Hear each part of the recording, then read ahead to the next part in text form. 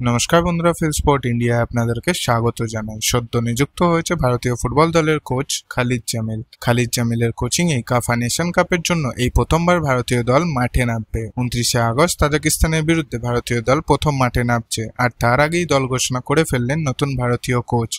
ভারতীয় সিনিয়র দল অনূর্ধ্ব 23 দল মিলিয়ে সবুজ মেরুনের থেকে মোট 11 জনকে চেয়ে অনুরোধ করেছিল সর্বভারতীয় ফুটবল ফেডারেশন।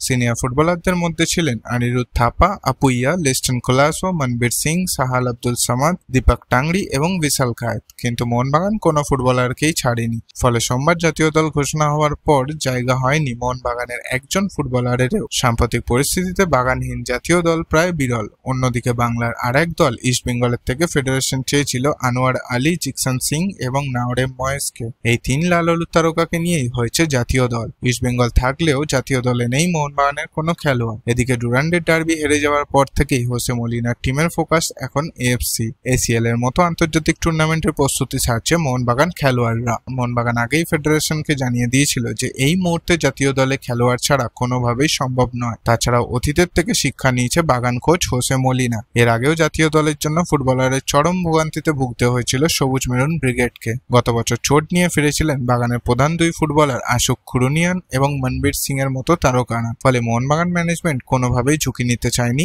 এবার। এদিকে খালিদের ঘোষণা করা দলে নেই ভারতীয় দলের শ্রেষ্ঠ তারকা সুনীল ছেত্রী। তবে সেই নিয়ে খালিদ জামিল জানিয়েছেন 41 বছর বয়সেও মানের দিক থেকে সুনীল ছেত্রীর চেয়ে ভালো খেলোয়াড় দেশে আর কেউ নেই, এবং যতদিন তিনি থাকবেন ততদিন তিনি জাতীয় দলেই থাকবেন। কাফা নেশন কাপের জন্য জাতীয় শিবির থেকে জামিল ছেত্রীকে বাদ দিয়েছিলেন। এ বিষয়ে তিনি বলেছেন যে এটি এশিয়ান কাপের বাছাই পর্বের ম্যাচগুলির জন্য একটি প্রস্তুতিমূলক টুর্নামেন্ট মাত্র। তিনি আরও জানিয়েছেন যে ছেত্রী 9 অক্টোবর বিদেশে এবং 14 অক্টোবর ঘরের মাঠ সিঙ্গাপুরের বিরুদ্ধে জাতীয় দলে যোগ দেবেন। খেলার সমস্ত আপডেট পেতে আজই আমাদের চ্যানেলটি সাবস্ক্রাইব করুন।